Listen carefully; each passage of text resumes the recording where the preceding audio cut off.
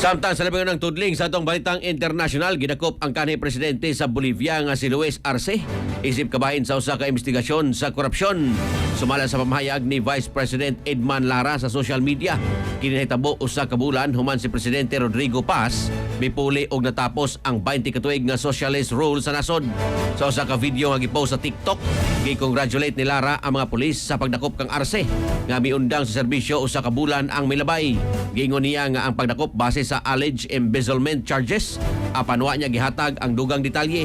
Gipanghimatuod sa spokesperson ni Lara sa Associated Press nga tinuod nga gipost sa opisyal nga account sa Vice Presidente ang mensahe.